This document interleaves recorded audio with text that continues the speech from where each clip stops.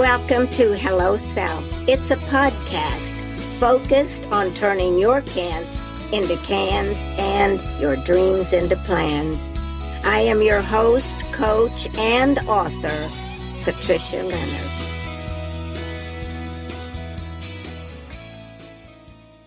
Thank you for tuning in today because you remember the mission is to turn your can'ts into cans and your dreams into plans. And we hope that from the messages you get from our podcast, it'll help you get your dreams and goals off that someday shelf and start living them now. Hello Self is about taking the moment to find out who you are and what you desire in life. And I have a guest today that is going to make you think about who is Hello Self? Who am I? And I'm so excited to have met him. You know, we don't walk into people every day, but somebody who knows us may refer us to somebody else. That may be a Hello Self moment. So always follow up. If you get somebody say, well, you know who you ought to talk to is so-and-so, because you just never know how the Hello Self moments link us to our purpose and mission. So I will give a real brief bio of John Dickerson, my guest today, and then I'll let him tell you the real story of what he does, what he is about, and his own personal mission. So here we go. Get ready. Get your notebook out. John Dickerson began his career with the Ark of South Dakota. He has continued to work on helping people find whatever it is that they want to do in life and to think about it and maybe send us in a direction that helps us start thinking. Our society, a lot of the language has broken down. John will tell you more about that. But he is an advocate for change, and he has been his entire life. And if there's ever a moment that we need to be thinking about change from a global standpoint, as well as a personal standpoint, it is now. So I'm going to turn you over to my guest, and I'm learning as much as any of you will. So keep tuned. John Dickerson, take it from here. Well, Patricia, thank you so much, and to your guests, thank you for this wonderful opportunity to be with you today on the Hello Self podcast. Yes, we're so glad to have you.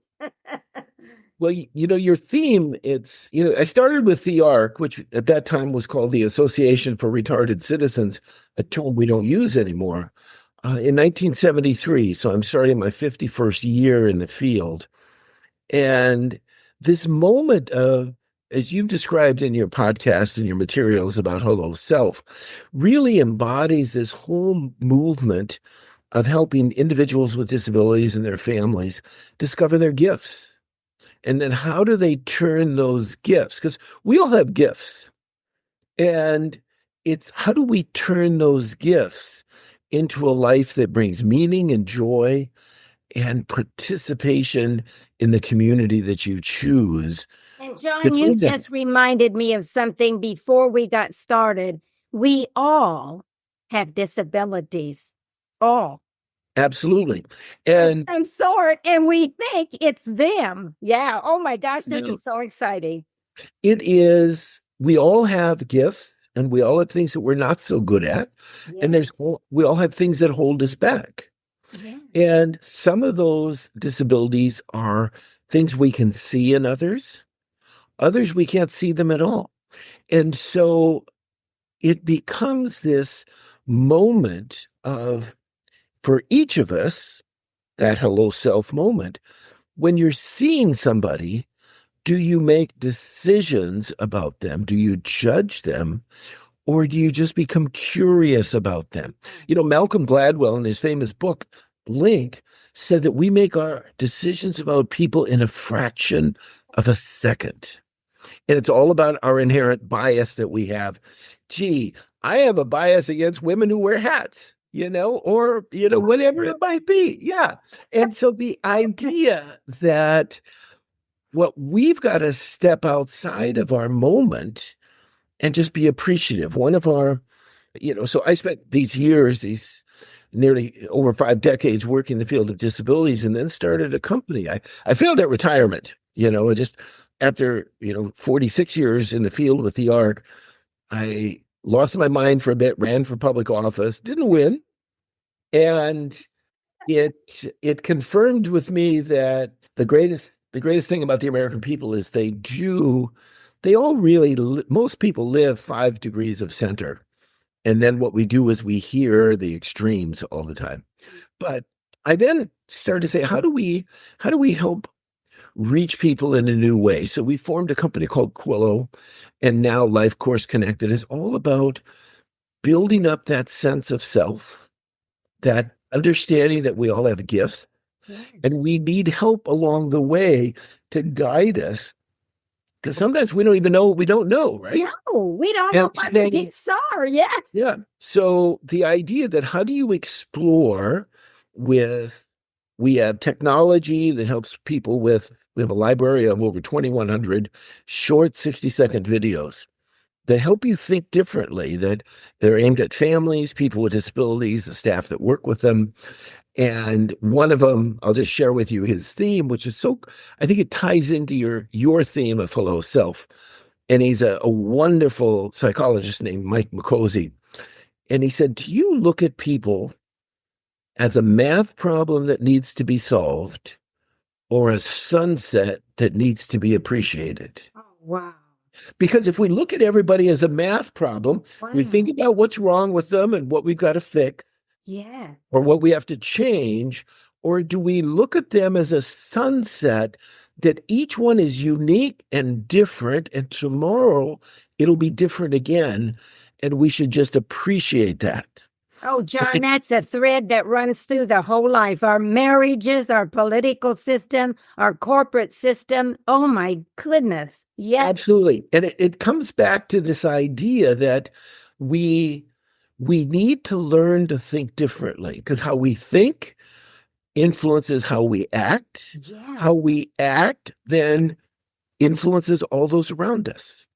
Yeah, because Stephen Covey talks about the circles of influence. And so what we're doing is influencing it one way or the other. Yes. And I often credit with my mother sometimes, because I can be confusing. And I contribute that to my mother, because we grew up in a little town in South Dakota. My next door neighbor was Jane, who introduced us to, and we lived on a Lakota reservation, although not being native. My dad had a job working for the tribe in the city, and my mother always told me, since she was Irish Catholic, that the oldest son in Ireland would get the land and the youngest son was given to the church. So I grew up being told I was supposed to be a Catholic priest, which was interesting because we went to the Presbyterian church. The thing about her marrying a divorced Protestant, she wasn't as welcome in the Catholic Church. But that old story stuck with me all those years. So as we talk about this, if people feel it's a little confusing to talk about everybody having gifts, just take a step back for a moment.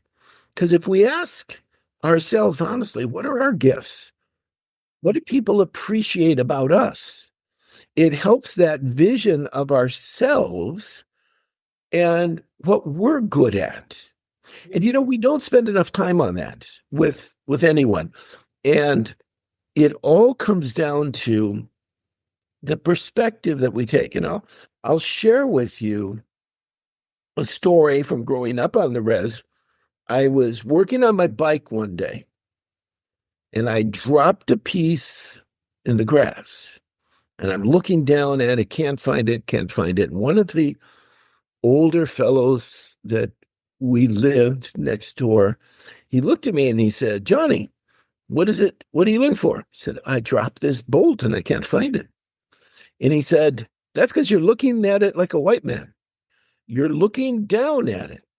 go lay down, put your head on the ground, and look like an Indian, and you'll see it sticking up as big as a building. And so sure enough, I laid down on the ground and looked, and there it was sticking straight up. So this question of perspective, do we look down on things? Or do we get down on the ground with them and look with them of what they're dealing with? And so as we talk about gifts, when we talk about people finding their gifts, we often with Quillow help tell stories. So Patty Dye is a famous author that I love, and she has a great line. She said, the shortest distance between two people is a story. Oh, I believe that. Yeah. And a story links us together. And so as we learn stories, we begin to see who people are as opposed to how we just see them. And so with people with disabilities, we may look at somebody as Down syndrome or uses a wheelchair because they have cerebral palsy, or they have autism and they may act a little different or awkward in social situations. Or it may be a hidden disability we don't understand. But the idea that how do we get to know them and what are their gifts? I'll tell you a quick story. I was leading a group of families and people with disabilities one night, and we were talking about jobs and careers. And how do you find a job that you love? And this young woman with a disability, she's about 40, mid-40s, I guess, suddenly hopped up and she walked around the table and introduced herself and said, "Hi, my name's Cheryl. What's your name?" And everybody was so pleased to meet her. They all said, and she went back and sat down. About 15 minutes later, she popped up again and said, "Hi, my name's Cheryl. What's your name?" And, mom's now nervous. You can imagine now mom's a little nervous. And another 15 minutes ago, she goes by and she pops up again and says, "Hi, my name's Cheryl." And the mom's now ready. She packs up and she's getting ready to leave. And she said, "I apologize. She's ruining the meeting." I said, "No, she's made my meeting." I said, "If we can teach her 3 words, we get her a job tomorrow." Yeah. She's got a gift. And she said, "What do you mean?" I said, "When she asked me for the 3rd time, 'Hi, my name's Cheryl. What's your name?' I wanted to tell her because she was sincere and she didn't get tired of it." And she said, "What do you mean, teach her 3 words?" I said, "Welcome to fill in the blank. My name's Cheryl. What's your name?" Anybody in business would love to have a greeter with that sort of enthusiasm. And she never gets tired of doing it. No. The mother came up to me afterwards and said, "My daughter's 47 years old, and nobody has ever suggested before she has a gift." So I think that's tragic. And so we started with her on this idea that she's got a gift. She's got this insatiable desire to meet and be friendly to people. So John, I have to tell a story here. I'm dying to tell it because it's exactly what curious. You said curious and finding out who we are and finding how that fits. I was at my chiropractor this past week. And, you can see all of my audience knows that I like to talk a lot. And so there was another patient came up while I was in the waiting room, and the chiropractor came back to his office or to his front desk. And I was talking to the man that had just walked in. And I said, "So who are you?" Kind of like you. Yeah. I said, "Who are you?" And he said, "Well, my name's Scott." And I said, "I'm Patricia." So I said, "What do you do?" He said, "Well, Patricia, I was in Florida during the COVID time, and I had run a restaurant for 35 years. And he said, it just wasn't working anymore. I had to close it because it was not productive or cost effective." And he said, "But you know what I did? I went on a vacation to South America." And he said, now the chiropractor's listening to all this while he's sitting there at his desk. And he said, "And I met a woman there." And he said, "And I'm going back and we're going to get married and I'm going to move there permanently." So after he walked away, the patient walked away, the chiropractor said to me, "Patricia, You told me more about that man in 5 minutes. I found out more about that man in 5 minutes than I have known, and he's been my patient for 5 years. Can you believe that? He said, Absolutely. he said, now I know why you have the Hello Self podcast. I'm curious. Yes. Well, and that it is so important that we understand that, because in the moment, again, there's another great poet that I love, Mary Oliver, and I won't give her justice to this poem. Yeah. But she talks about, it's a very short poem, it's 4 lines long. It says, be aware. Around you are amazing things. Be prepared to be amazed and then tell others about it. We're in this time when there's so much negative information in the world, and there's nothing we can do about it. But we can be mindful of what we put out. There's a great book a woman wrote that was really influential as we were starting our company. Her name is Michelle Galeman, and her book is called Broadcasting Happiness. And she's part of the popular psychology movement of Martin Seligman, who wrote a book called Flourish that was also extraordinarily influential to me about how do we help people build this positive mindset. And she, for years, had wanted to be the nightly anchor at the 6 and 11 o'clock news at a major network. Yeah. And it makes it. She's at one of the top 10 stations in America. And she comes home to her husband and she said, I absolutely hate this. All we're doing now is putting out toxic information, crime, corruption, fires, death. And it's all about what gets clicks, what gets eyeballs on the news. And he said, well, then quit. She said, I can't quit. I've been aiming for this for 20 years. And he said, but you're miserable.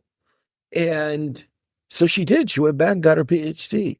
And now she's training and she's doing work about this idea that we can't change what others broadcast. We can only change what we broadcast.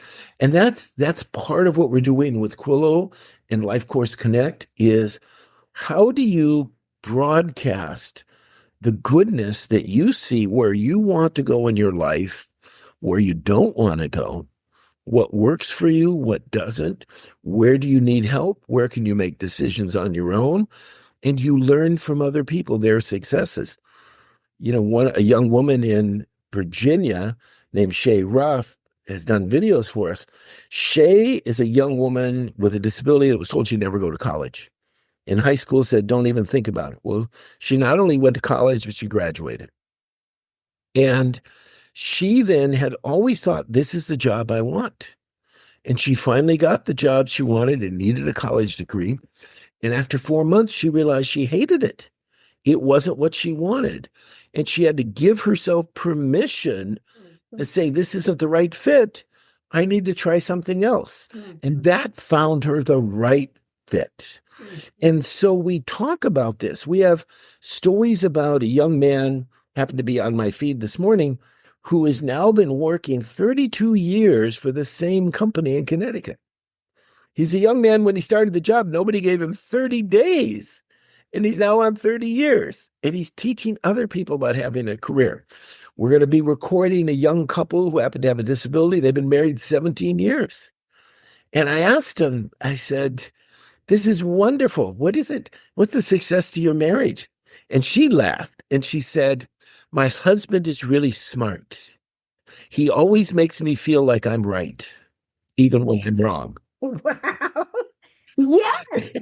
And, she said, we don't argue about the little things.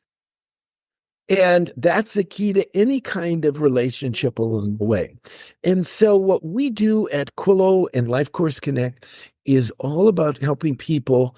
And this is what I loved about your theme of turning can'ts into can and turning those dreams into plans. Because, it's like we often use this with folks. If I gave you the news or one of your listeners today and said, you just won the lottery. You got $50,000 and you can take the trip of a lifetime. You can go anywhere in the world. Well, you could do one of two things. You could just hop on the first airplane and start traveling, right? No plans, no nothing. And you may get to where you want to go, you may not. Or you sit down and say, gosh, where is it we really want to see? Where is it we don't want to go? What is it that's important to us? What could we learn from others that have traveled and seen the world? And all of a sudden you start thinking, again, it gets back to this curious. Where are the things that really would make my life joyful?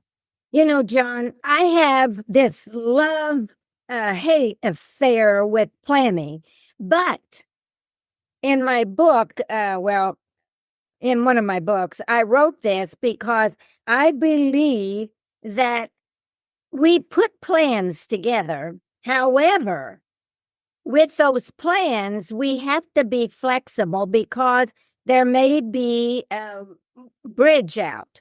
There may be bumpy roads ahead, or there may be, so plans get us started to Yes. do something. And then as we move along, oh, I didn't know about that. I want to try that. But as long as we sit in our flip-flop lives and just sit there and talk, we may never know. So I love your idea. I'm going to win the lottery and I'm going to travel the world. Yeah, and I agree with you 100%, Patricia, that a plan should be a living, breathing thing that changes all the time. And that's what we do with Life Course Connect, so that you have conversations. And what we find is so much missing today is the time of a conversation. Conversation and experience. Absolutely. Absolutely. Yeah. Because I may think, for example, tell you a story of a young woman. She said, I'd always wanted to work in a greenhouse. I thought growing plants would be what I'd love to do. And the agency helped her get a job in a greenhouse. And she said, did you know there are bugs and worms in that dirt? I hate that. I don't like getting my hands dirty. But she tried it. And the idea that you could try different things, listening to your bio, you've done so many different things, Patricia.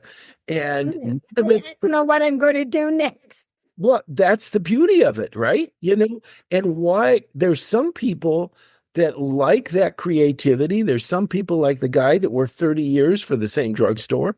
That makes him joyful. It's finding that out, what makes you find that joyful place. Yeah. We had a conversation with staff in a group home one time that was using Quillo. And the question was, what brings you joy? And people don't get asked that question very much. Oh, no. And it should be asked all the time. And one of the people with a disability turned to one of their staff. And they turned it around and said, what brings you joy? And the lady said, what brings me joy is singing in my choir at church on Sunday. And the young man who had Down syndrome said, I'd like to come hear you sing then. You've never sang for us. Well, she said, you need to know, she happened to be Baptist and she happened to be Black. She said, our church service doesn't last an hour. It may go 3.5, 4 hours. Then, as long as I'm with you, I don't mind. And so the 3 guys in the home went with her to church on Sunday. She came and picked them up, took them to church. Now imagine they're the only white faces in a Black church. Yeah. They were totally welcome, made at home. She introduced them as friends of hers, not as people she took care of or worked with, just friends of mine. So 2 of them decided that was way too much church and didn't want to go back. The one young man loved it, and he said, could I learn to sing in your choir? Oh. They found joy together. Yeah. By getting to know each other and had a friendship there that transcended their work relationship. Oh my and God. So that finding out, another time we did this, we were asking people, what's your favorite meal? What's your favorite meal? And this is a group home in Indiana, 2 men living together with a staff person there. And the one guy said, I love sweet potato pie.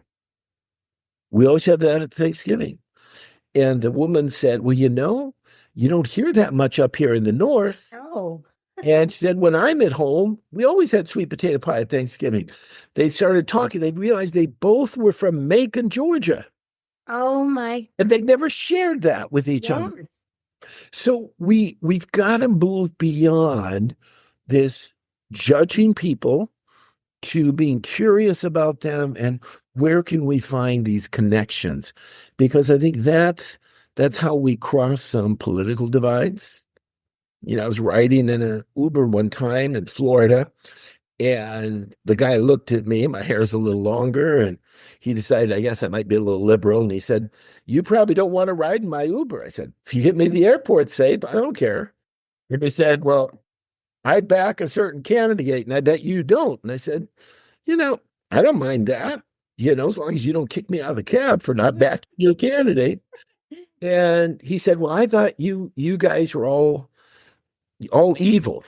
And I said, you need to get to know people. I said, "Do you know my son served 6 years in the United States military?" And I don't think that means that he or I hate the country. No. And he said, "Well, I would have never guessed that."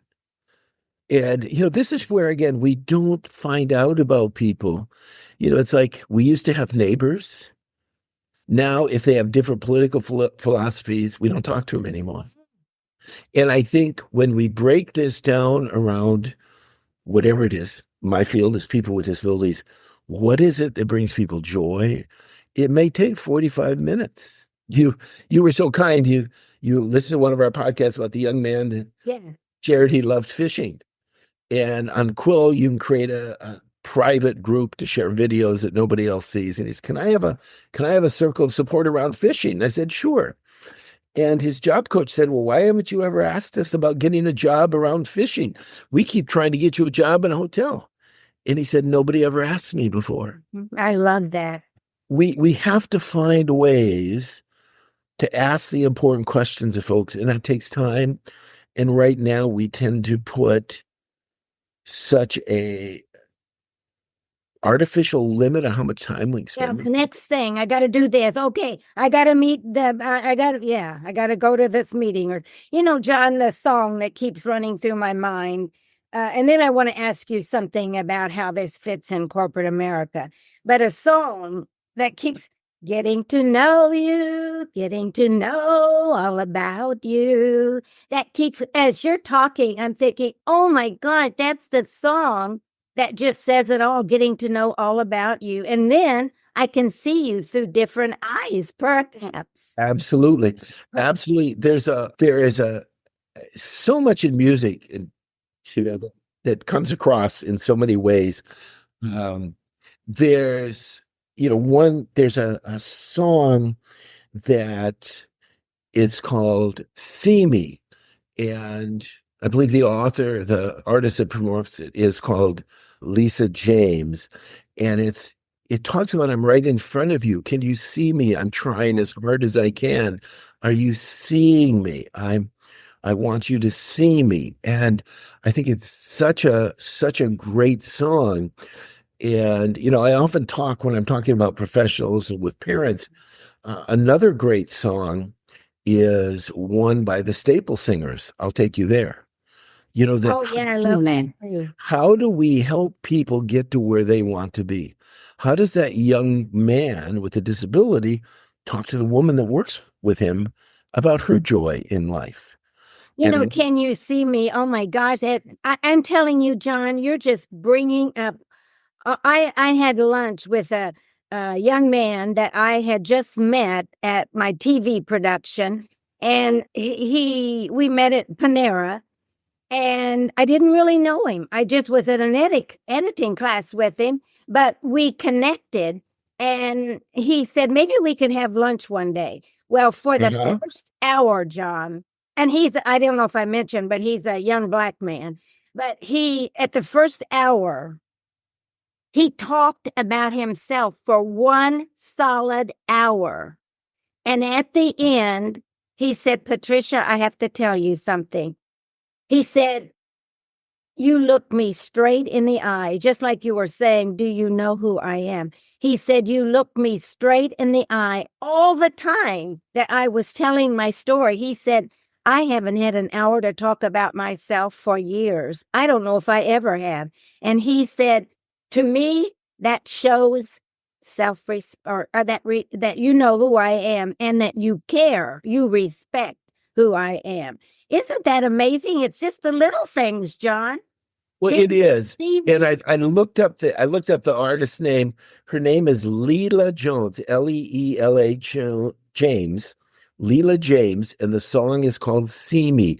And I would urge your listeners to listen to it because it's a powerful, powerful song. But this thing about listening to somebody is so key. And you never know really what impact you're going to have on somebody's life by listening to them. I went home for a high school gathering honoring our wrestling coach in my high school, and we had athletes there from many, many different decades. And this guy who was probably 8 or 10 years younger than me came up to me, and he said, "You probably don't remember this, but I was in the 6th grade coming out for wrestling. I was really little, and these guys were picking on me. And I'm a pretty big guy. I'm about 6'5" and 300 pounds and wrestled heavyweight all through college. And anyway, apparently I picked him up and put him on my shoulders and said, you guys quit picking on him. We need a 95-pound wrestler, just like we need a big wrestler. And this kid's going to do something." Now, I don't remember doing that at all. And to this day, he remembers that. Yeah. And so when we think about whether it's a person, this is our role with Quillo and Life Course Connect, is how do we keep, these memories? And a good friend of mine said to me when he's learning about what we do with Quillo, and he said, "You need to change your mission statement." And I said, "Really?" And he said, "Well, your company's all about us creating memories. And you want to create memories that are positive, that are empowering, that lead you to turn those can'ts into can." We have a great video these 2 women in Illinois did for us, and they're just sitting there talking in the video. And the one person, the video is entitled "The Power of Yet." And the one woman says, "I can't do this." And the other one says, "That's not quite true. What you're saying is, I can't do it yet." Yes. Oh. Now think about the power of those 2 statements. The one is, I'm not giving up. I'm going to keep trying. The other is definitive. I can't do it. And in truth, if we think we can't do it yet, then I got to figure out another way. And so that's where, as we think about with our company creating memories, the beauty of a plan is that it changes, it moves. A mother with me was talking that she's using our tools in a whole different way. So her son has a disability, and he goes to a behavior coach. And behavior coach is a really good person. And the son says, "I hate these meetings." And the mother says, "Why?" They're driving in their car back from the meeting. "I hate these meetings because all they talk about is every time I screw up. Don't I do anything right?" So she took our Quillo app and she talked with him and said, "You do a lot of things right. How about we create a channel on Quillo that is just for you, our family, your behavior coach, your job coach, and all we're going to do is record you doing things right." He said, "I like that." All of a sudden, he was watching himself doing things well. Now, he has a challenge around lots of people. A group of 5 to him is an unbearable crowd. Yes. And all of a sudden, he was seeing himself doing well at church, at work, at the gas station, at the grocery store. And he started watching himself, believing in himself that he could do it. And it changed that whole dynamic of figuring out what he's doing wrong and trying to fix it. And his mother said, he's now believing in himself instead of constantly being critiqued. And that's part of what we want to do is change that dynamic in this environment we call Quillo and Life Course Connect, and just talk about how we flip the script for people and build to that. It's like that was her hello self moment, right? Yes. Because she realized we're trying to fix him and it's driving him nuts. Let's embrace the good that he's doing and let's keep building on that. It's, John, just one short statement as we begin to wrap up. I really believe that words are short anymore, and arts and demonstration, and just like the video you said, letting them see what they can do. Because I am very interested in what's happening in corporate America, because I think that there's so much that needs to be going through another transition. And I challenged that myself when I was in there, but but anyway, in just a short piece, as we begin to wrap up, how does this fit in corporate America? It really, I believe it comes down to leadership and building a culture. I often ask CEOs, how much time of your day do you spend building the culture of your organization? The universal answer is almost not enough. And then they say a couple hours a day. Yeah. And John, we talk about all the words. We pledge to do this. That doesn't mean a thing. But painting that on the wall doesn't mean a thing. No. And I say to them, every moment of every day, from how you greet the person who's sitting behind the front desk, to talk to your staff, to the memos, to the policy you write, that's how you build the culture of your organization. Credit, giving others credit, helping them see their talents. And I think what we are seeing now is, I think there's, I'm always accused of being a hopeless optimist. I think we are moving beyond to seeing that just the only metric is corporate profits.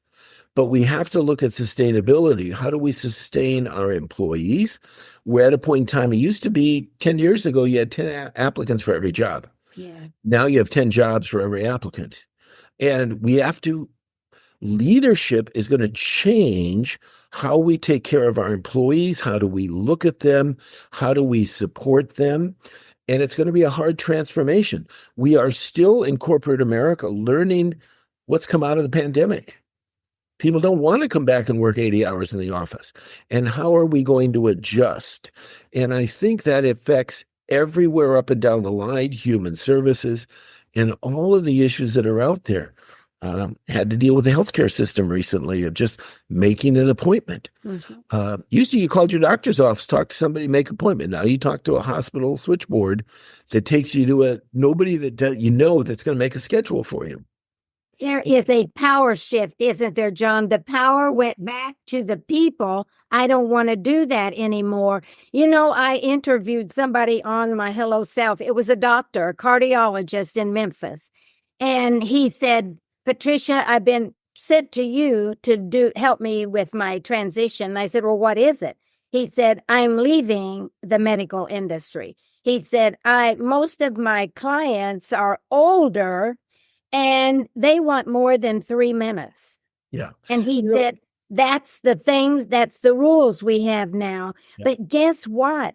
I coached him and I said, had you told them you're leaving? He said, well, my wife and I are putting a plan together. And I said, when are you going to tell them? And he said, I'm going to tell them in a month. Guess what he did? He told them, and they said, what do you want money-wise? And what do you want as a doctor? And he got everything he wanted. He could spend time with his people. We've got yes, absolutely. We've got to change. We have to change from inside. We have to keep pushing for change.